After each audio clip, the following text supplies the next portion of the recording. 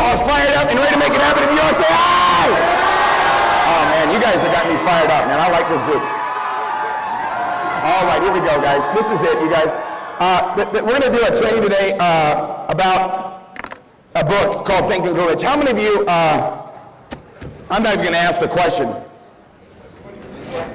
but I want you guys to realize this, that there's a book out there that it really was what started the science of personal achievement. And this is the time right now where look, you know what, where you've got to have that attitude, that mindset that says, look, you know what, I'm ready right now to become a success. I'm ready to make my goals and dreams happen. And in order to do that, what you want to do is this.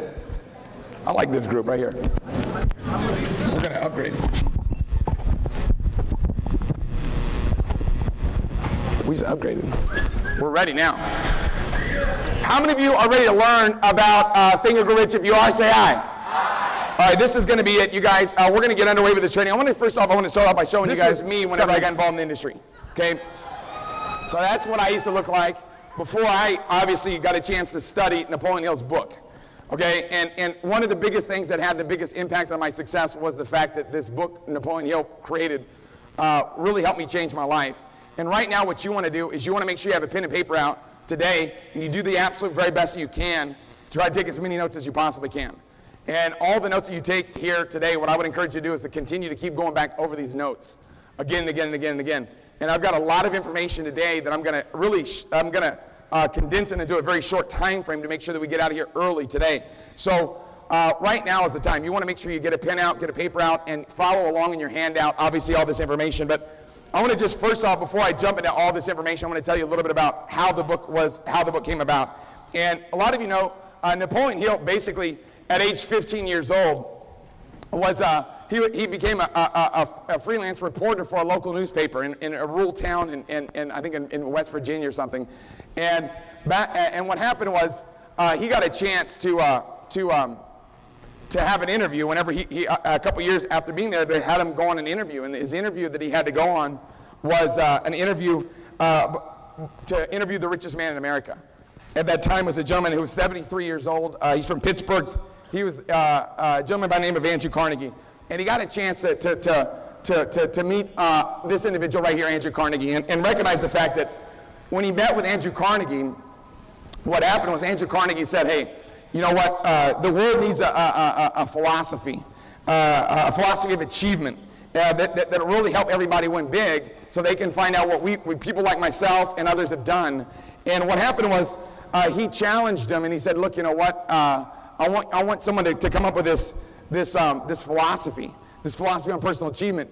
And he's got a chance to because of Andrew Carnegie setting him up with all these different leaders in industry, he had a chance to sit down and interview for 20 years and put together this philosophy. So for 20 years, he traveled around the world and got a chance to sit down with the top people at that time and interview them on success and find out what were the common denominators that they all shared. And the first individual that he got a chance to go meet and interview was a gentleman by the name of Henry Ford. So we sat down with Henry Ford, and he got a chance to get in front of Thomas Edison. And he got a chance to interview all these people. And he got a chance to meet a gentleman by the name of J.D. Rockefeller. And what happened was Andrew Carnegie put him in front of all the top people of that era. And there'll never be another book like this book, ever. I mean, it's sold over 70 million copies. It's one of the best-selling books of all time. And it started personal growth and achievement, started personal development. Everybody that I know that I've met that's became a millionaire, if I ask them what their favorite book is, every single time, they always agree that this is it. Someone asks me what my favorite book is, I'll point to this. Because this is what changed my life. And it took me over a decade to find out the secret.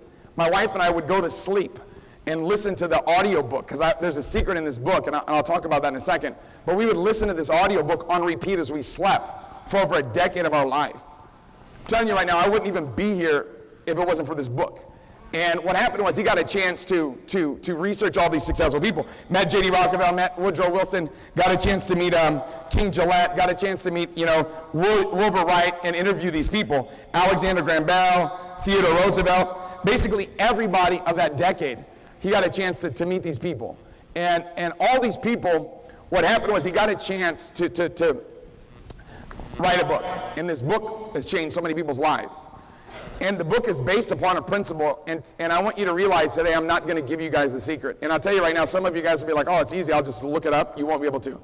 It's funny, I was trying that. I'm like, look, let me see if they have it online, because it's like, how can you even say there's a secret anymore, right? I mean, it's like, so I typed it in there, and all these people that were on the internet that were trying to say what they thought it was, and was like not even, I'm like, you guys are idiots. He spells it out in the book, exactly. And these people are like saying, oh, this is this is what the secret is. It was like, no, it's not. He spells it out exactly, says the Andrew Carnegie secret for success is, and he puts it in the book. But there's a challenge whenever you read this book that it'll take a while for you to get the secret. It won't happen the first time you read it. It won't happen the second time you read it. It won't happen the third time you read it. But once your mind's prepared for it, it'll jump out at you. And it's weird because they say that at the beginning of that book. And I'm like, what? You know what I mean? Like, what do you mean? When my mind's prepared for it, it'll jump out at me. And I'll never forget the day when I was reading the book, and all of a sudden, that sentence, and I've read the book, you guys, I don't even want to, countless times. Listen to the audio, the unabridged version, for over a decade of my life. My wife and I slept listening to Napoleon Hills Book. And one moment in time, it just jumped out at me, and it said, the Andrew Carnegie secret, boom. And I'm like, oh my God, it was right there the whole time. And what will happen for many of you is you'll read the book, and it'll take you a while. And people have read it, and they go, hey, is this it? Is this? And it's like, no, it'll jump out at you. And I've never told anybody, because you'll see it right there. There's a sentence that says the Andrew Carnegie secret is. And it's like, that whole book is about that. It's about this secret, and it's woven in every chapter of the book. And it's just an amazing, amazing book. But what I want to do is I'm going to jump into this now. You want to grab your pen and paper, and you want to follow along and try to capture it all. The first thing is called Thoughts Are Things. Now, this is the first chapter of the book. And basically, when you dissect this book, what you discover is the fact that, in this book, Napoleon Hill simply says that one sound idea is all that one needs to achieve success. So you just need one idea, and it might not be the first idea, but just one idea that'll change your life. And in that book, Napoleon Hill says that when riches begin to come, they come so quickly, such great abundance that one wonders where they've been hiding at through all the lean years. So recognize whenever the door is unlocked for you, of success, what happens is it happens so big and it happens so much that you're like, where'd all this money come from? How did this happen so fast? And you just got to prepare your mind for it and realize that thoughts are things, that everything that's ever been manifested first start off in someone's thought, in someone's mind. So, the next thing that this book says that is so powerful is it says, when you begin to think and grow rich, it says you will observe that riches begin with a state of mind, with definite purpose, okay? With little or no hard work. So what happens a lot of times, people think, it's how hard you work to win big, but the fact of the matter is that it's not so much that. Really what it is, if you want to become successful, is understanding these principles that this book is all about. And one of the main weaknesses of mankind is the average man's familiarity with the word impossible. It says in the book, it says, success comes to those who have a success consciousness. So you've got to think about success. If you want to win big, you've got to think about it. You've got to get excited about it, and you've got to say, hey, look, you know what? I can do it. I've got what it takes. And you got to realize the fact that, that it's an absolute fact that we are the masters of our fate.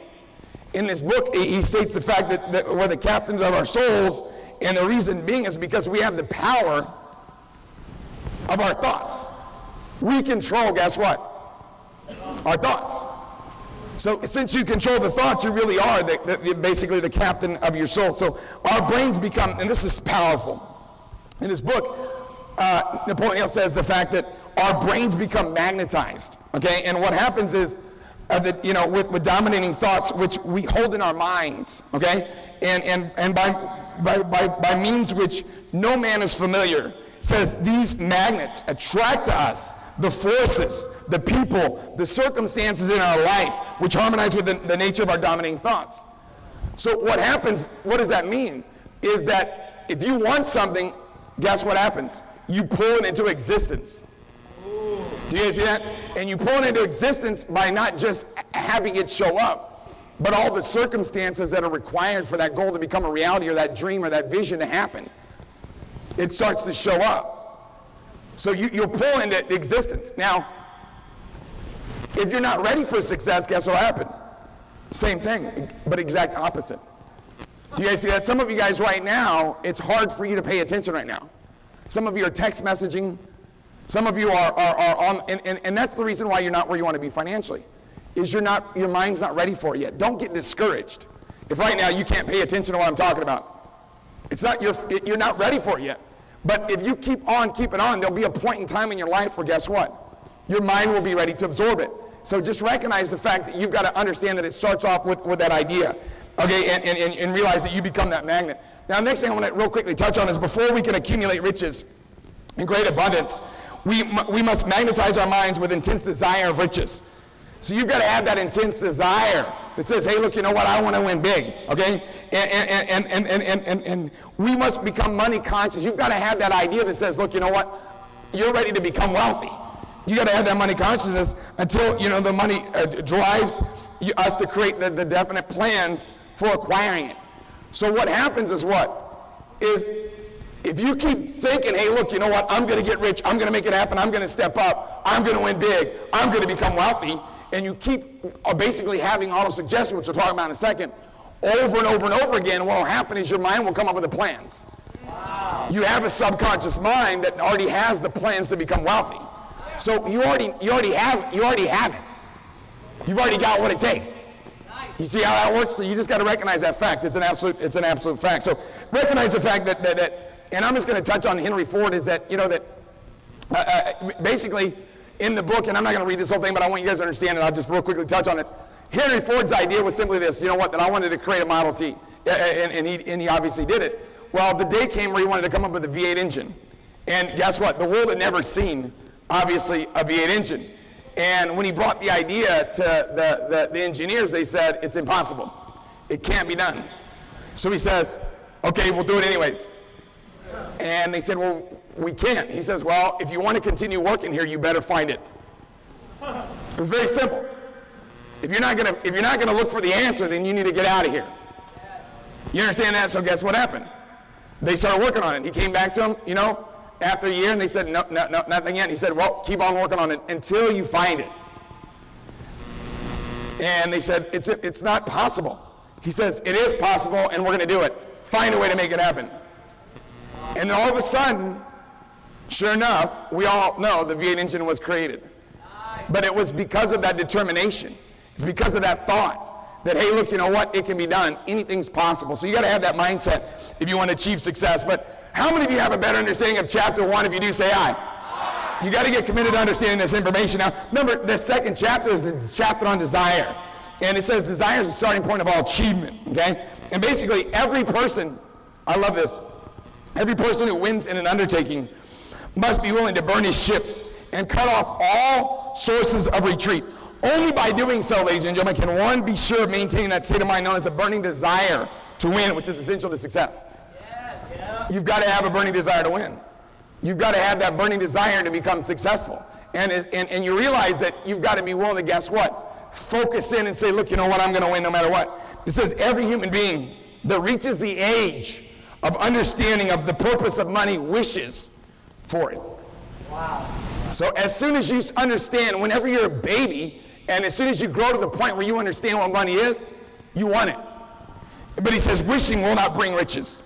But desiring riches with a state of mind that becomes an obsession, then planning definite ways and means to acquire riches and backing those plans with persistence, which does not recognize failure, will bring riches. Yeah. That's the difference maker.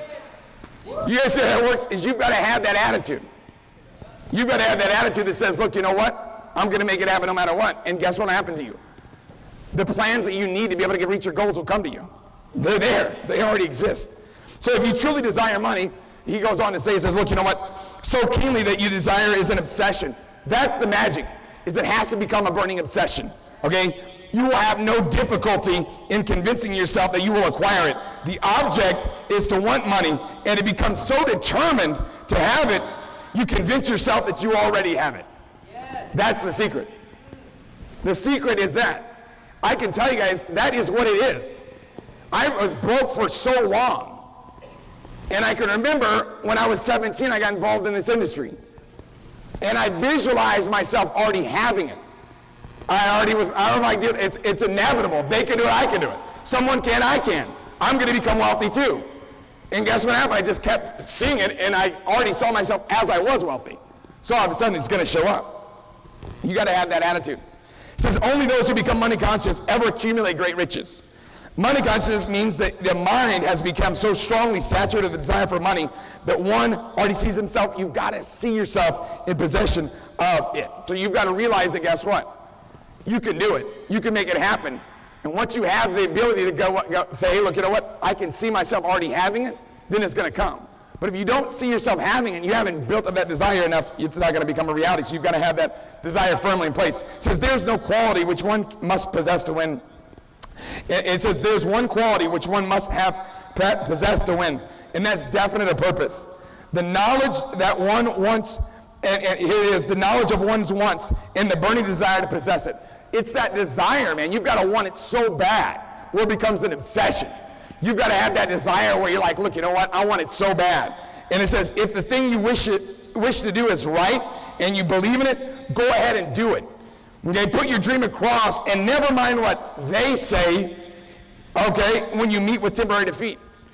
It says that for they perhaps don't know that every failure brings with a seed of a greater benefit. See, a lot of people, guess what happens is they start off and saying, hey, look, you know what, I'm going to be successful. And when they encounter a failure, they encounter a challenge, or they encounter a negative person, they stop. It doesn't make any sense. If you're going to do something, you do it. You get it done. It doesn't matter what someone else says. It's your life. It's not a dress rehearsal. Yeah. You see, I didn't survive 1 out of 40 million sperm to go, be average. Do you guys see what I'm saying? 40 million sperm you beat out to be born. Like, that's ridiculous. You're an absolute champion. But a lot of times you don't give yourself credit for that. Okay? And there's a difference, in number 9 is this, there's a difference between wishing for a thing and being ready to receive it. That's magical right there. There's a difference between wishing for a thing and being ready to receive it. No one is ready for a thing until he believes he can acquire it. The state of mind must be belief, not mere hope or wishes. Open-mindedness is essential for belief. Closed minds do not inspire faith, courage, and belief. It's obvious. Being negative is not a characteristic or quality of success.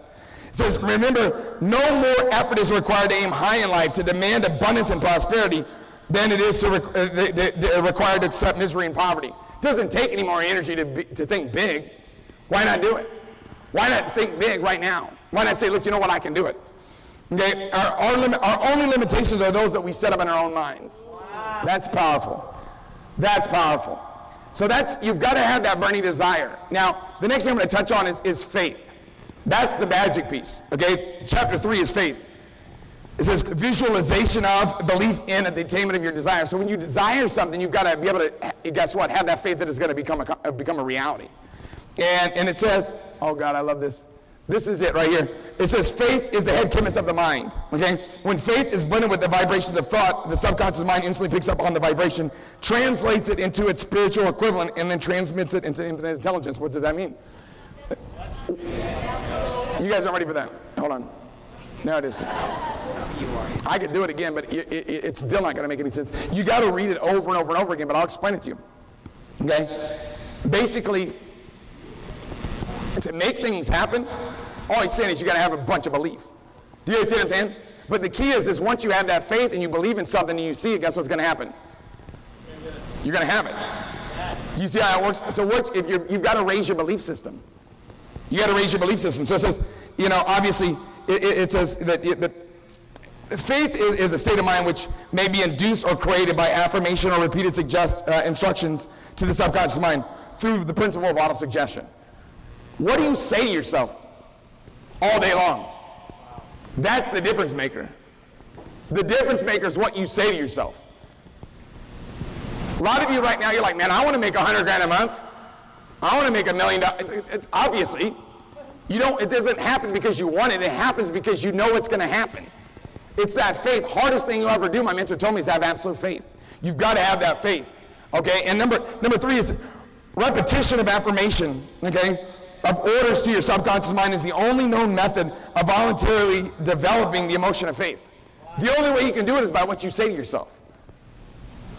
The only way you can induce faith is by, guess what? What you say to yourself. And it says, although all thoughts which have been emotionalized, which basically what he means is giving feeling, okay? When you emotionalize something, you bring feeling to it. And mix it with faith, begin immediately to translate themselves into their physical equivalent or counterpart. Get what I'm saying? Let me break it down. When you want something so bad that you get jacked out of your mind that it's going to happen, that's what I'm talking about. You have that belief system in place. Okay, what will happen is you're going to immediately start to make it happen. It's already going to start to become a reality. Now, it doesn't happen overnight, but as long as you know that it's going to happen, then guess what's going to happen? The result's going to show up. So it says, number 5, and I'm just going to touch on this one, is not only thought impulses which have been mixed with faith, but those which have been mixed with any of the positive emotions, okay, or any negative emotions may reach the influence of the subconscious mind. So the only way to get through to your subconscious mind is by, guess what? Feeling, having that emotion. Whether it's negative or positive, you have a negative emotion, like if you have an emotion, a negative emotion, which, give an example, would be, greed would be one. It goes over to the 7. If you're greedy, you want something for nothing, or you want more than your share, and you have that greed, then guess what? You know what? You're not gonna pull it into existence. You understand what I'm saying? Is you're not gonna pull what you want because you got to realize that you've got to give service in order to get back. It's very simple.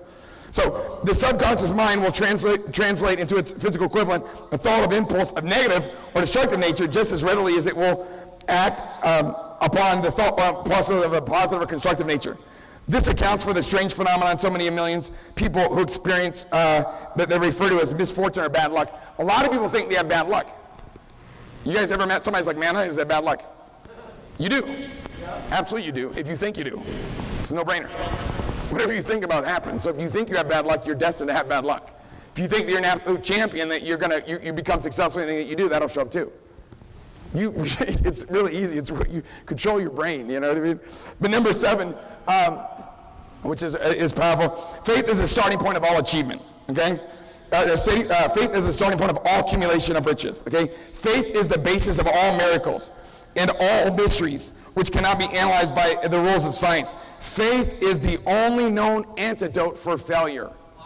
Wow. Faith is the only known antidote for failure.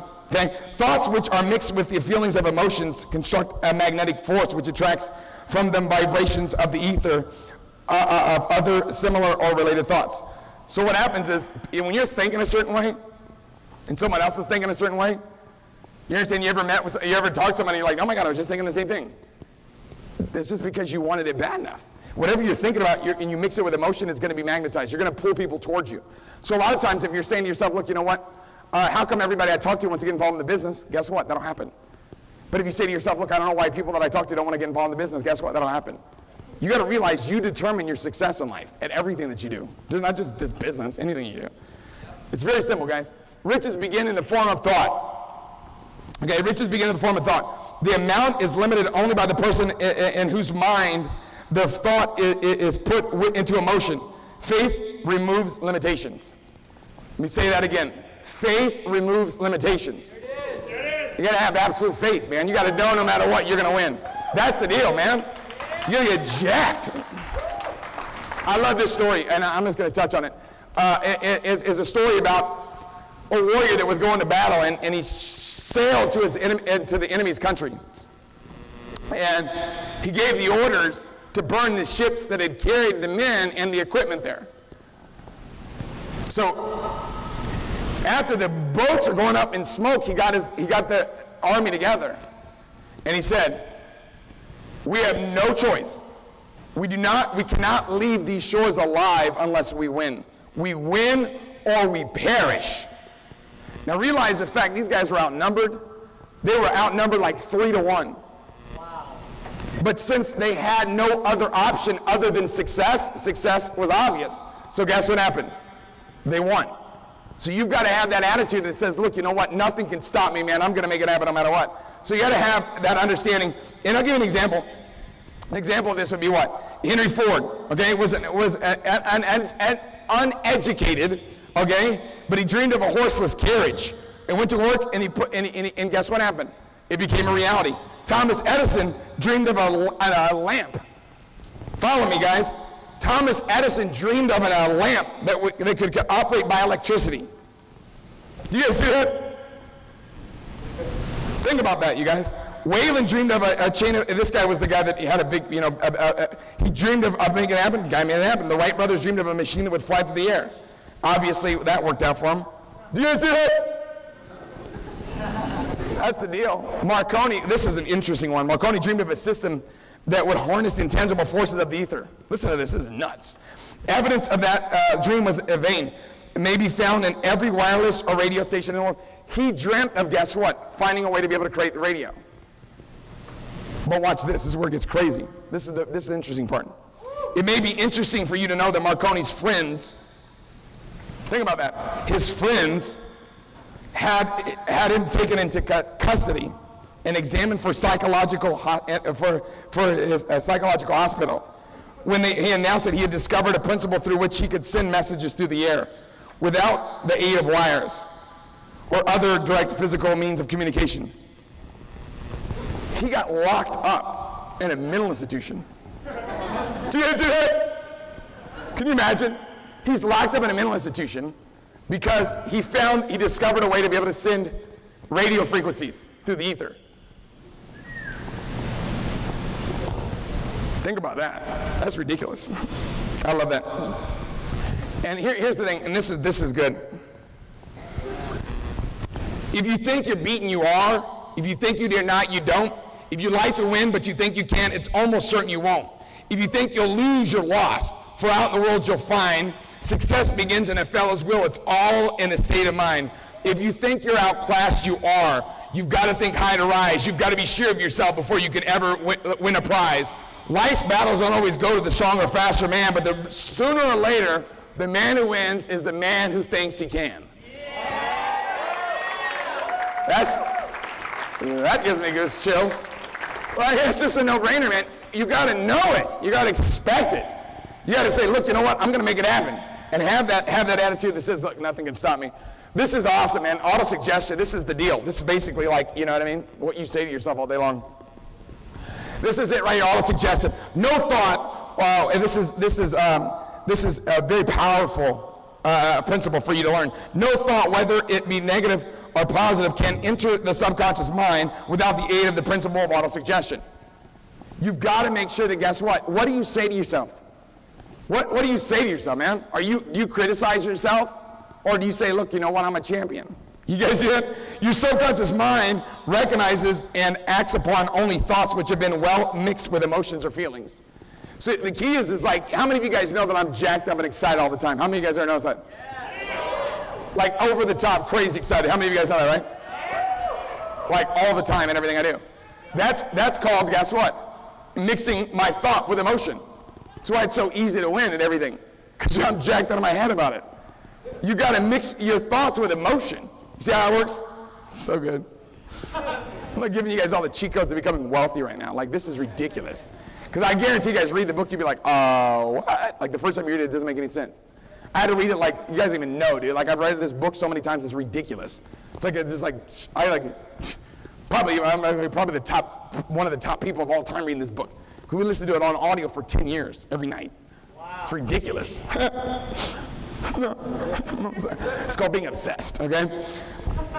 Plain unemotional words do not influence the subconscious mind, okay?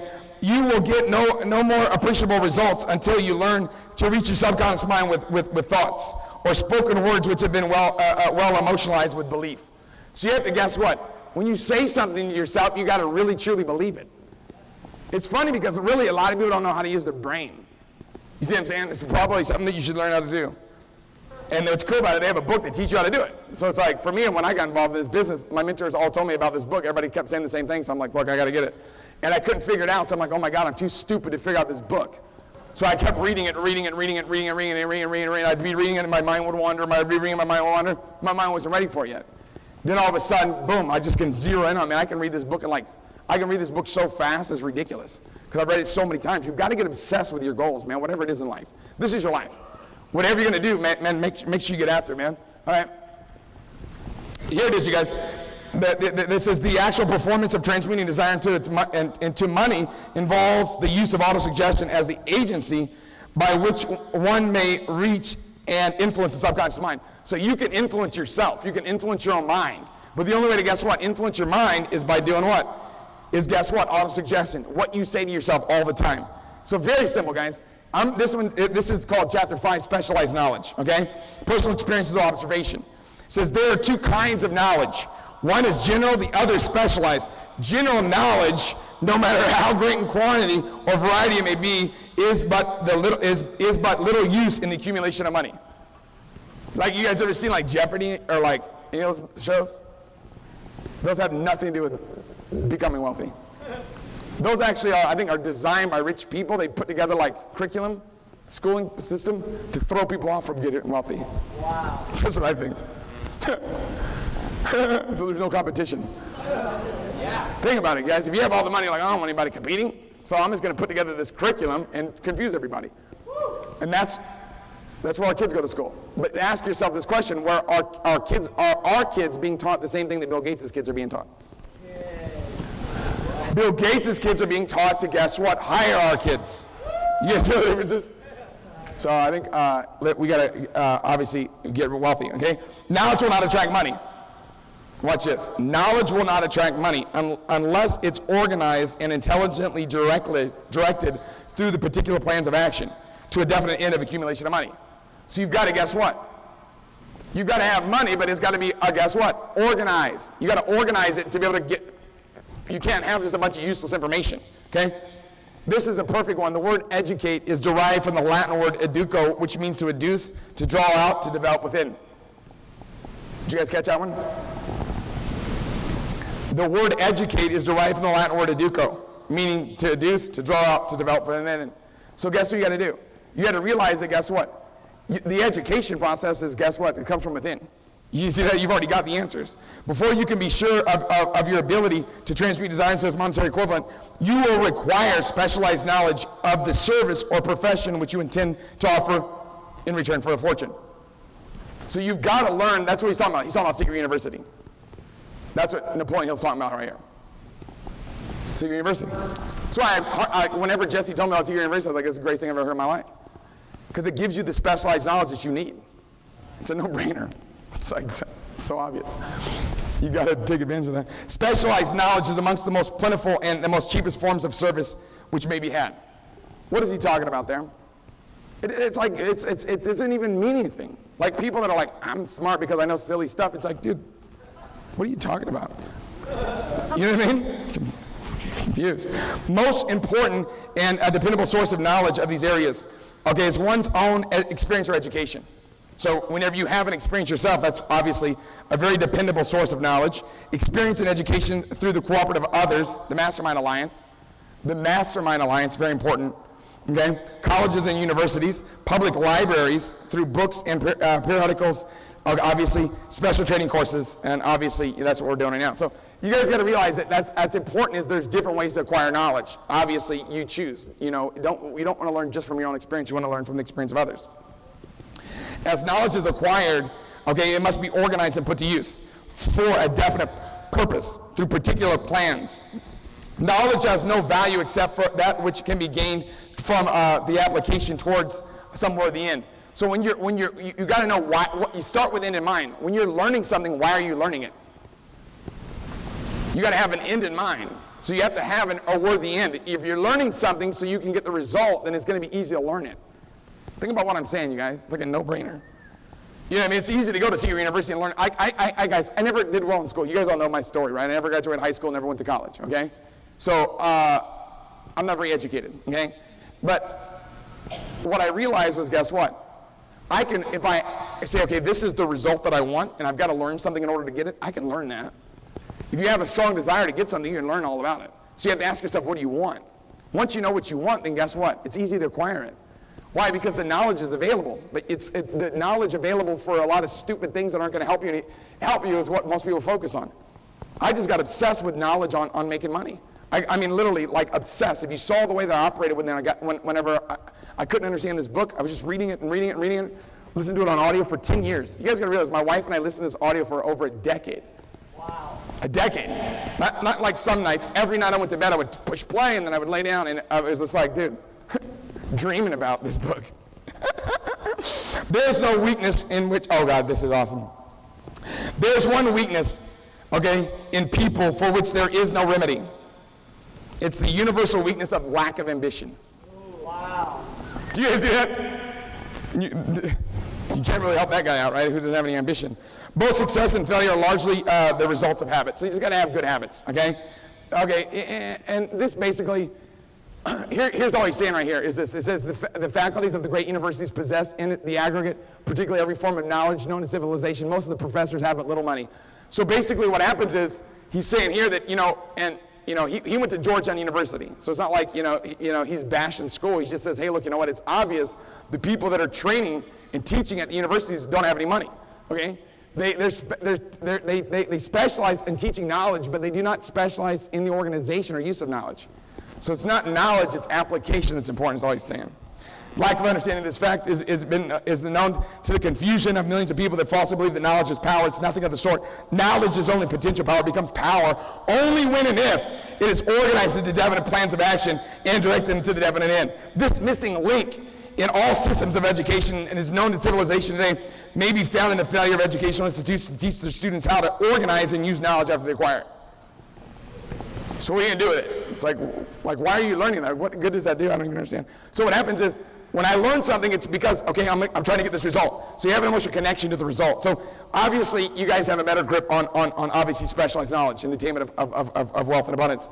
Now, the next thing is, it's called the imagination. This is huge.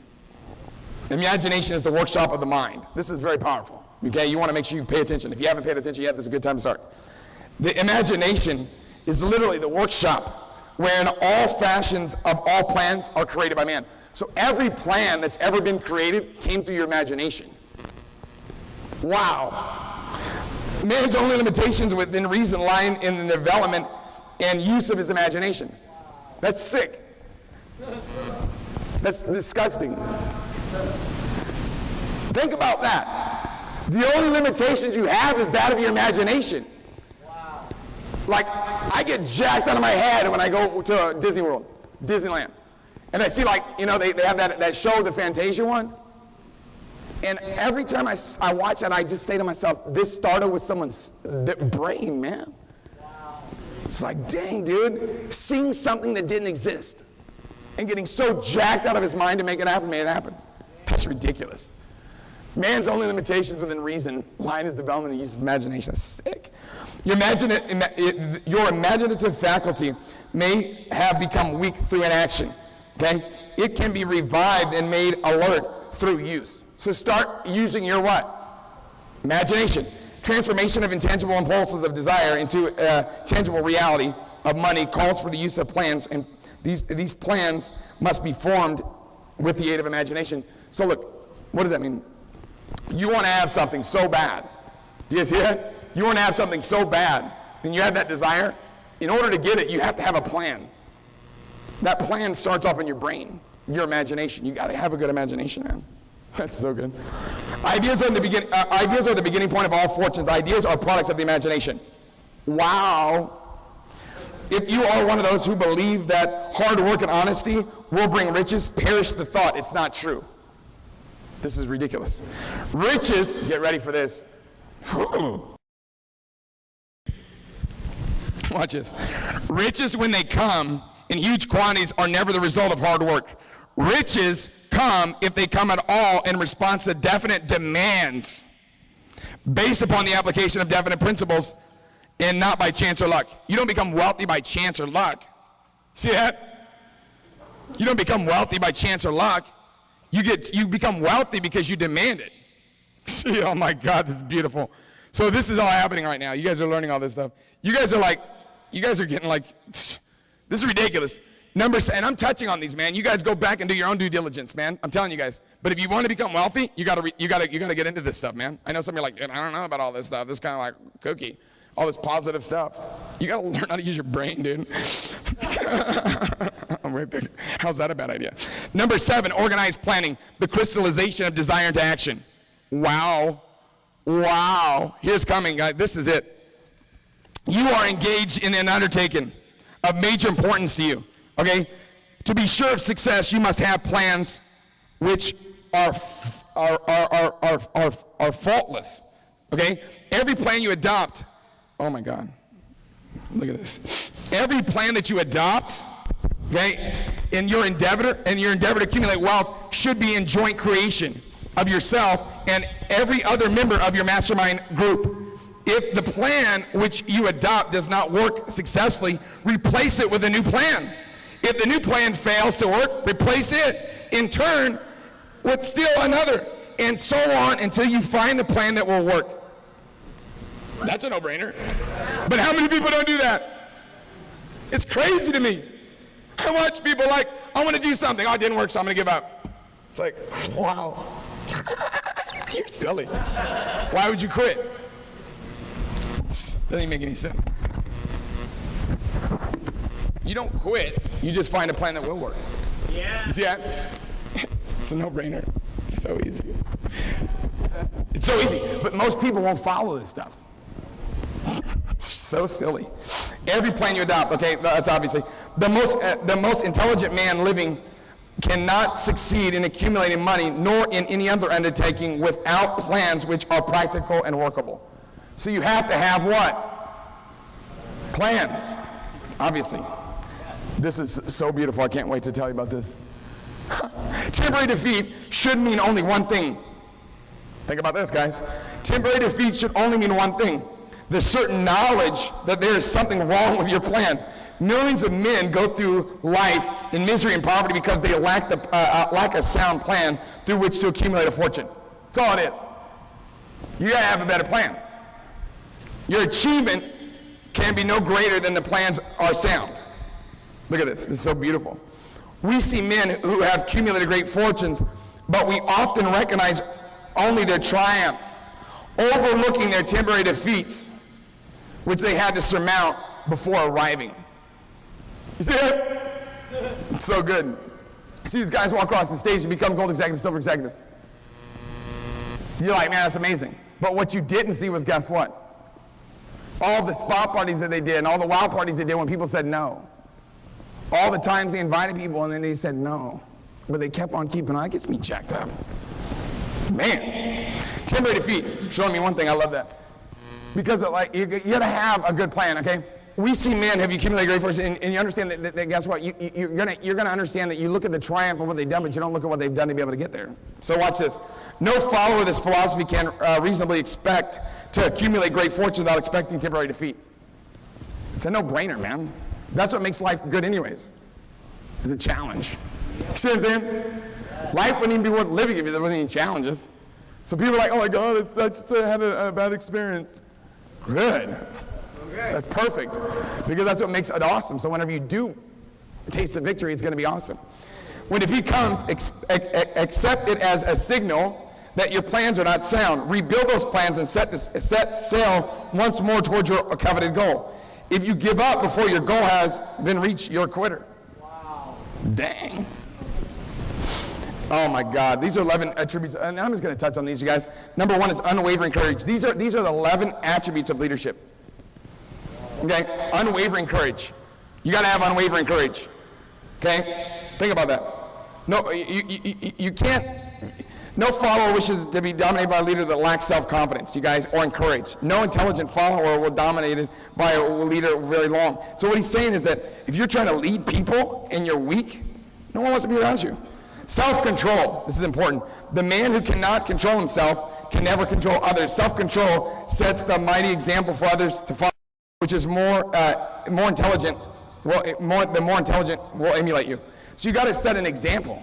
You guys got to realize that you're always realize that you're a leader. You understand? Some of you are like, well, I'm not a leader. Yeah, you are. You better start thinking that you are, because you're not going to become one until you obviously see yourself as one. A keen sense of justice. Without sense of fairness and justice, no leader can command and retain the respect of others. It's just a definite decision. You've got to decide. Okay, you got to decide. Definite decision, definiteness of plans. I'm just going to touch on these guys. This is in the book, get it? Definiteness of plans. Okay, the habit of doing more than what you get paid for. This is there. This is important.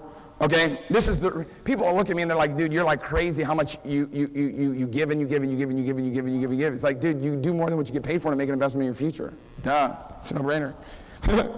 A pleasing personality, obviously. Okay, sympathy and understanding. Okay, obviously mastery of detail. You guys see that? This is all right here. Willingness to assume full responsibility. This is a big one right here.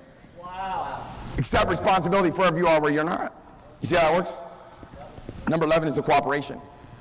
That's important, and I'm going to talk more about that in a second. So just understand, you guys, these are the 11 causes for failure in leadership for your notes. Inability to organize details. Unwillingness to render humble services. Dang. Look at this one. I love this one. I'm just going to tell you guys. The greatest among ye shall be the servant of all. That's ridiculous. I love that. The greatest among ye shall be the servant to all is a truth which all able leaders observe and respect. That's powerful. Expectations to pay for what they know instead of what they do for which they know. So it's not what you, guess what? No, it's what you do. It's a no-brainer. Obviously. Man, this is good stuff. Fear of competition from followers. You gotta not, that's the silliest thing in the world. The able leader trains understudies to whom he may delegate at will any of the details of his position. Only this way may the leader multiply himself. So the only way you're gonna be able to multiply yourself is by developing people. So don't even, that's a no-brainer. Lack of imagination, selfishness, okay, that's silly. Intemperance, he's got them all right here, disloyalty, emphasis on authority of leadership. That's just ridiculous stuff. It's a no-brainer, man. You just got to live your life like this. Or people that are emphasis on title, like this is my title, listen to me. That's silly. So real quickly, guys, we're gonna wrap this thing up. I'm gonna go through this information real quickly. But here's what we got to realize: the Q.Q.S formula.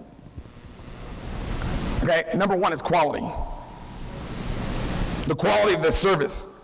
You got to have quality of service. It says quantity of service. So you got to have quantity of service, meaning what?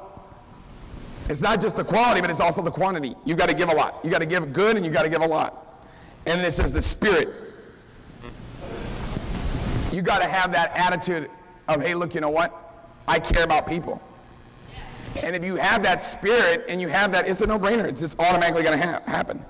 You know, an organized plan, I mean, you guys understand this. You guys, Thomas Edison failed over 10,000 times before he made the incandescent electric lamp. Okay, you just got to realize that you're going to go through challenges. You're going to go through obstacles. That's part of it. But it's your ability to be persistent. Now, in order to win, though, you've got to be one to make a decision. Decision, ladies and gentlemen, it's the mastery of procrastination. Watch out. I'm about to blow your mind away right now. This is the most powerful thing in the world.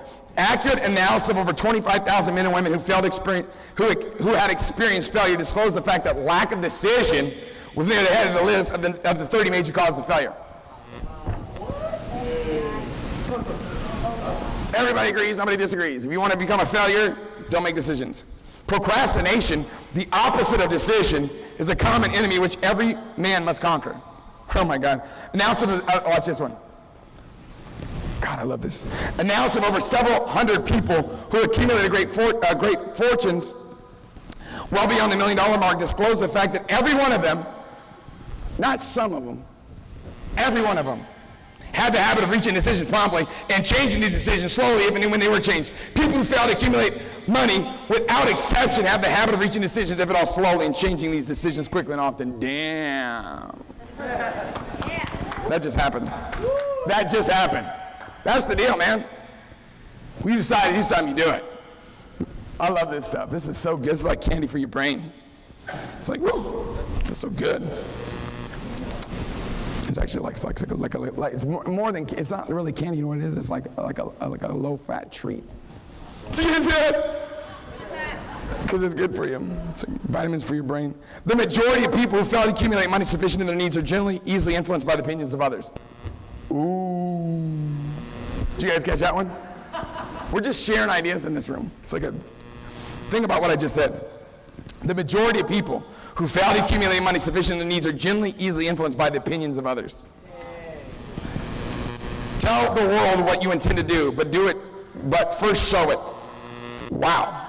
This is the most equivalent of saying that deeds and not words are what count most. You got to have that attitude that says, look, you know what, it's not what I'm not going to, it's not what I say, it's what I do. Definitive decisions always requires courage, sometimes very great courage.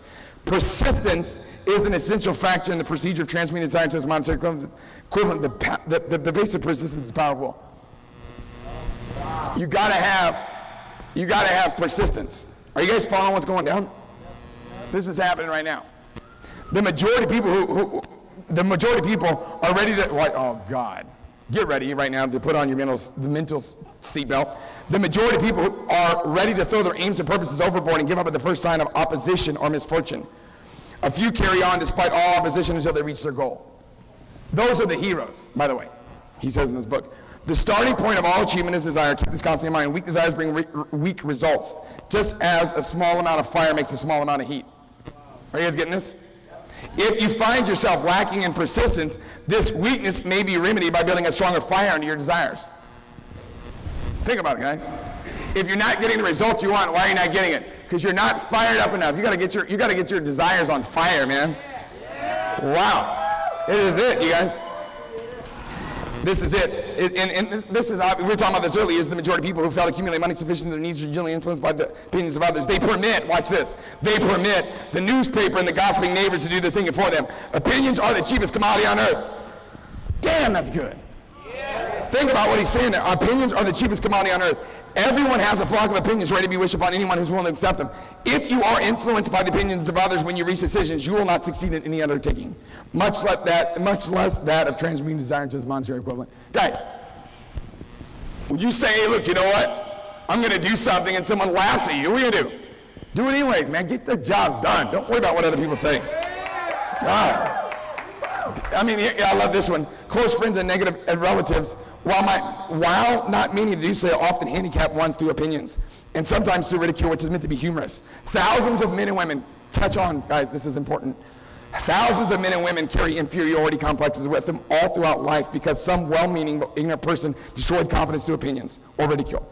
You have a brain of your own, put it to use, and when you reach your own decisions. So just realize, you guys, you got to make up your mind and get the job done no matter what. Nothing can stop you. Nothing get in your way. Persistence, this is important. It's the sustained effort necessary to induce faith. Okay, basically what he's saying here, watch this, is poverty consciousness will voluntarily seize, or will seize the mind which is not occupied by money consciousness. You got to understand something. It's not a matter of you can do all right. If you're not thinking about becoming wealthy, you're automatically, your mind's going to gravitate to failure. Wow. There's no substitute how to be persistent. Okay? It cannot be supplemented with any other quality. Okay? Those who have cultivated a habit of persistence seem to enjoy assurance against failure. Listen to this, guys. This is so powerful. Those who have cultivated the habit of persistence seem to enjoy insurance against failure. No matter how many times they're defeated, they finally arrive toward the top of the ladder.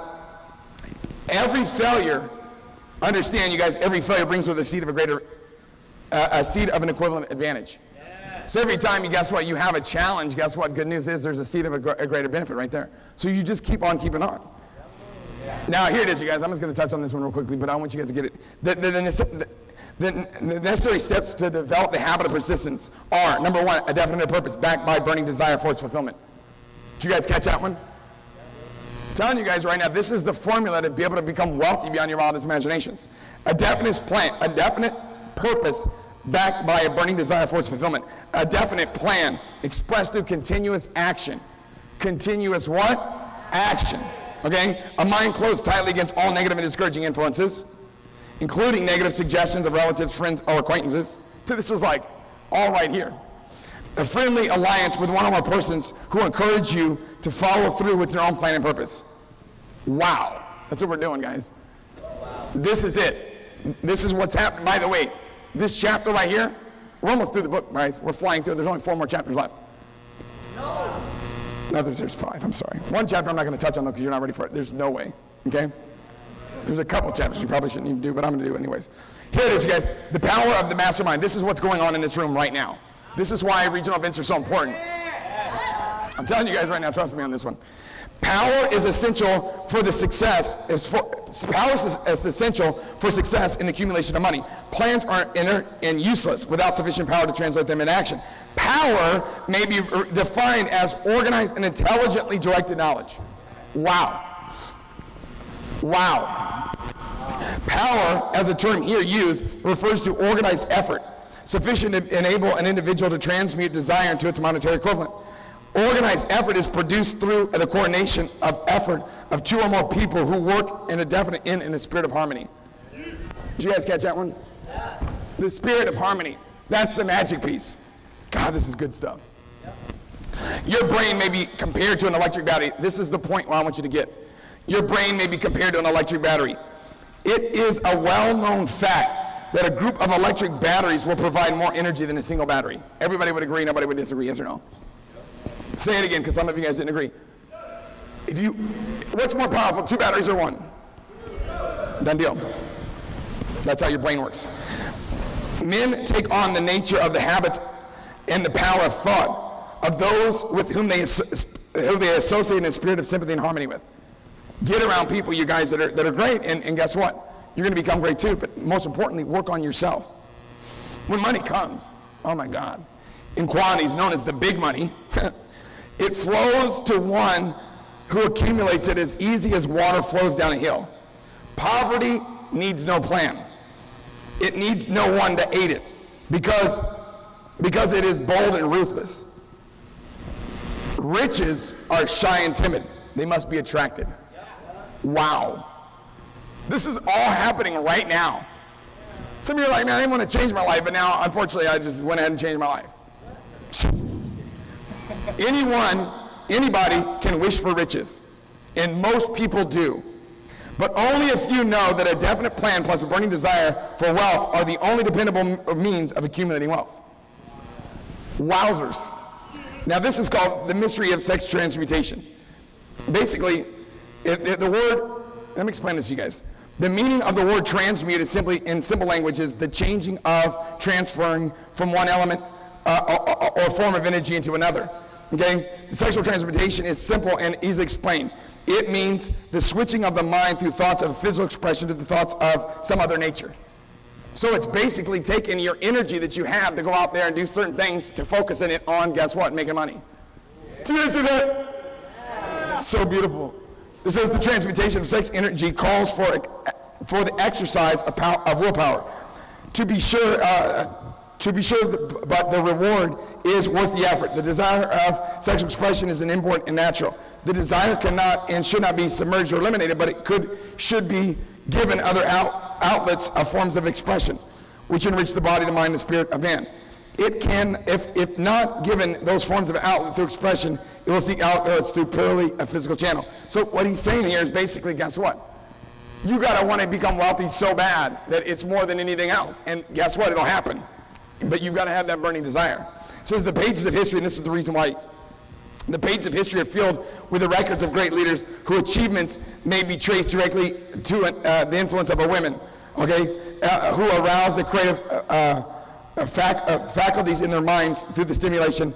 So you realize what he's saying here is that you look at like people like Napoleon, and it was his wife that made him who he was. It says this study disclosed the fact that the major reason why the majority of men who succeed do not begin to do so before the age of 40 and to 50 is the tendency to dissipate their energies through overindulgence of the physical expression. So realize what he's saying there is, guess what? Most people they're just idiots because they focus. That's seriously what it is. Like seriously though, like in this room there's a lot of younger people, so it's kind of like you guys that are really young. A lot of you guys would rather go to the bar and try to pick up on a woman than you would to become wealthy beyond your imagination. It takes the same amount of energy. When driven by this desire to please a woman, when driven by this desire to please a woman, based solely upon the emotion, a man may be and usually is capable of great achievements. But this action may be disorganized or disordered if it's solely destructive. So you got to make sure you're not immature. You get what I'm saying? it is an inherent desire of man to please a woman, okay, which gives a woman the power to make or break a man. This is amazing. So here it is, you guys. This is the subconscious mind, and we're almost done, you guys. You guys are like literally like getting like just massive information right now on becoming wealthy. Okay, this is called the subconscious mind. This is important, you guys. This is the connecting link. This is the deal. This is it right here. The subconscious mind consists of the field of consciousness in which every impulse of thought that reaches the object of the mind through any of the 5 senses is classified and recorded.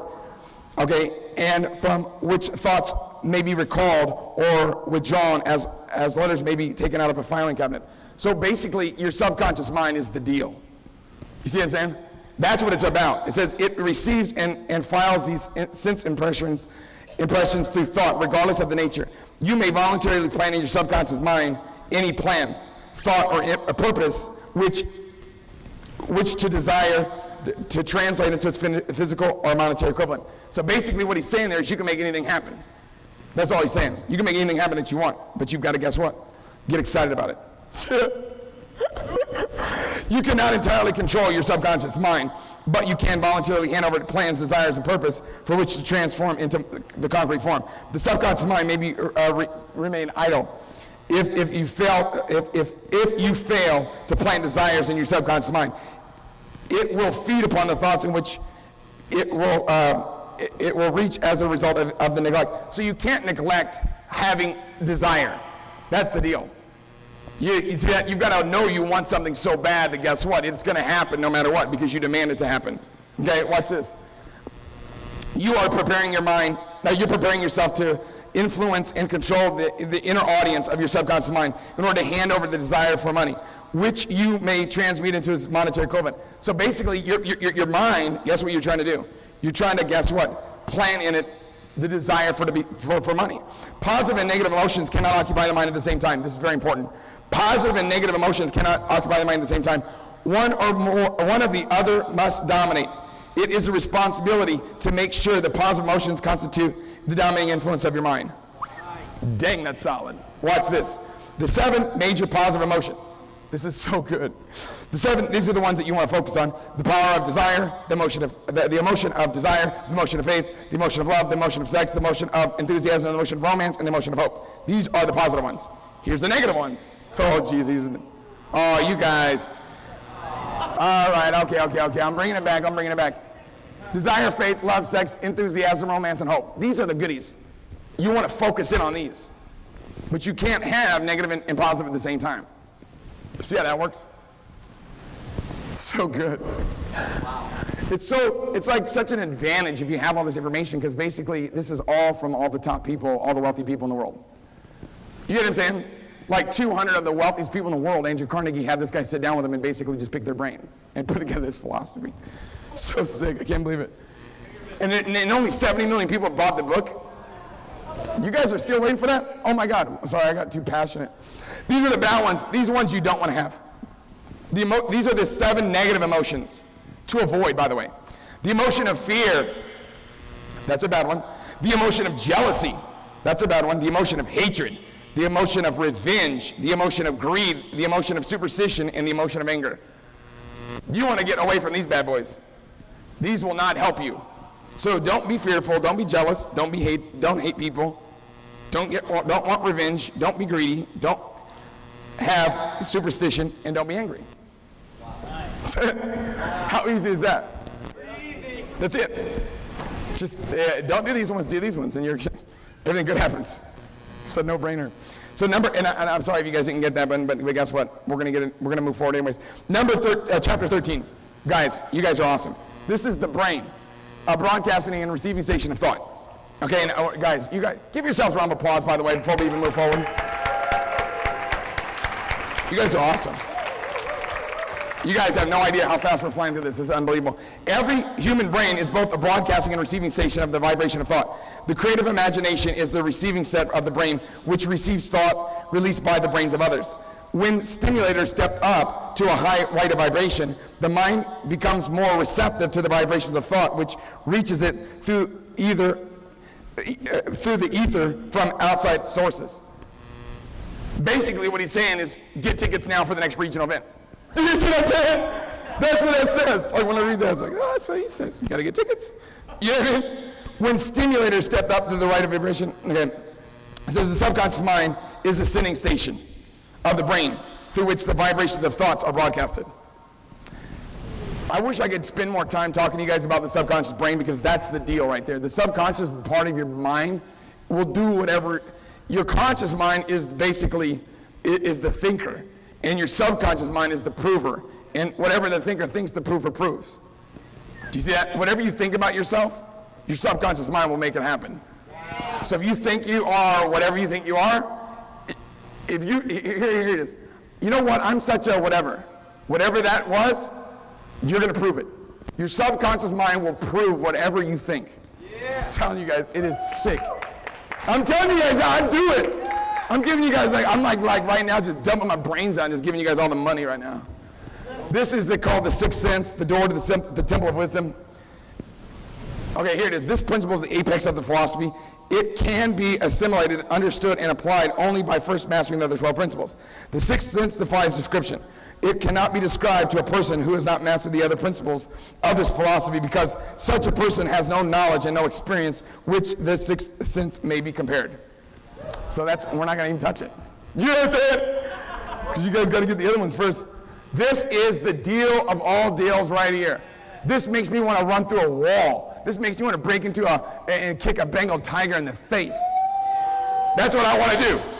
By the way, whenever I talk about this, how to outwit, this is called How to Outwit the Ghosts of Fear. This is the best part of the book. Oh my God. I love this part. Indecision is the ceiling of fear. Watch this. Indecision is the ceiling of fear. Indecision crystallizes into doubt. The two blends become fear. Wowzers. Guess what? The 6 basic fears. The fear of poverty, the fear of criticism, the fear of ill health, the fear of loss of love of someone, the fear of old age, and the fear of death.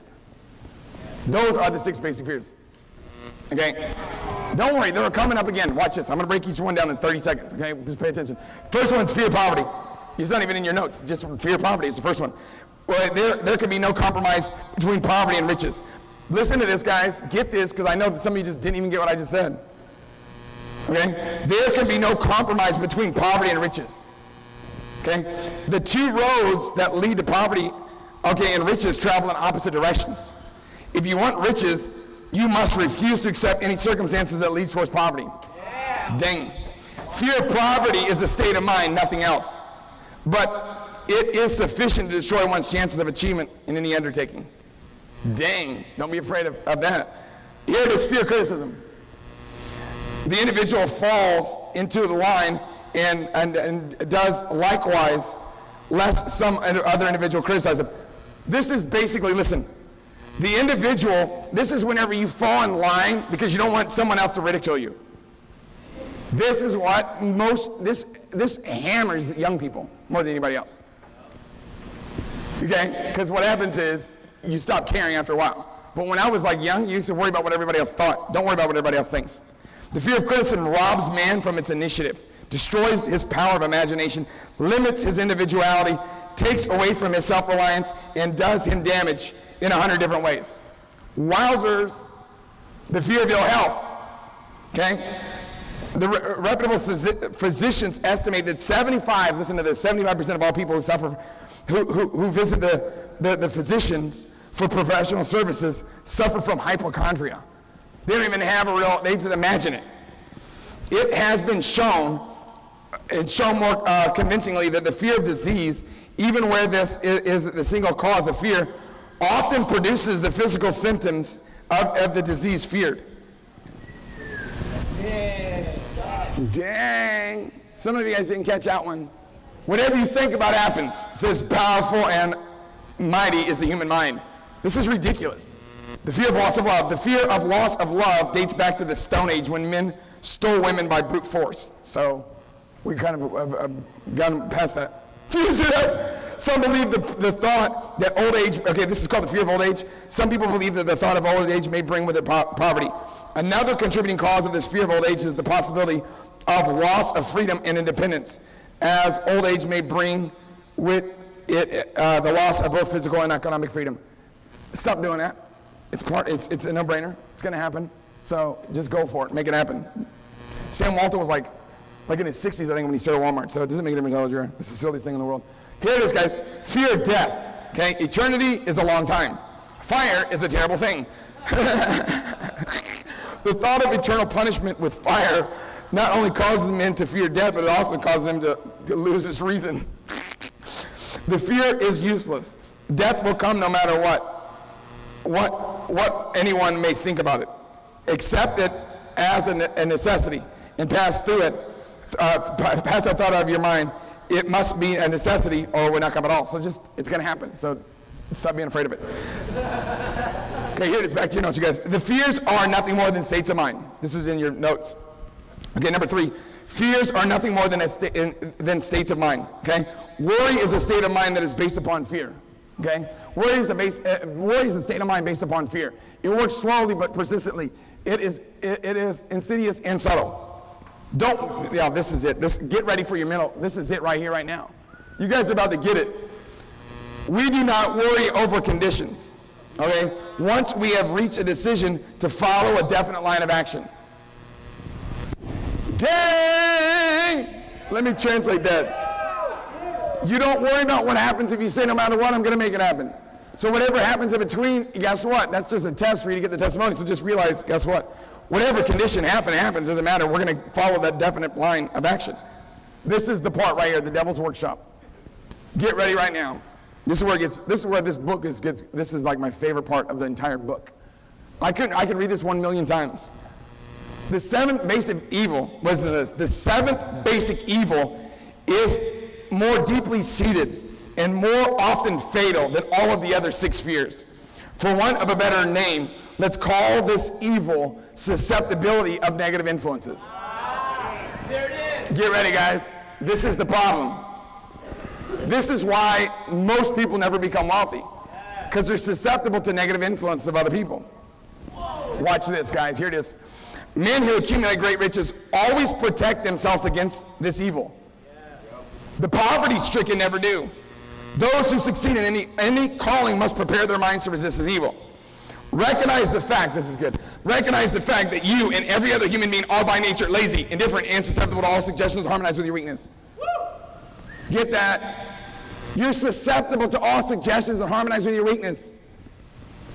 Wow. So whenever somebody says something to you that affects you, it's because you believe it too. Yeah. Do not expect troubles, as they have a tendency not to disappoint. Life is a checkerboard. Life is a checkerboard. And the player opposite of you is time. If you hesitate before moving or neglect to move promptly, your men will be wiped off the board by time. You are playing against a partner who will not tolerate indecision. Guys, do you guys have a better understanding of this book if you didn't say hi? Unreal, man. You guys have no idea how fast we went through that. That was ridiculous.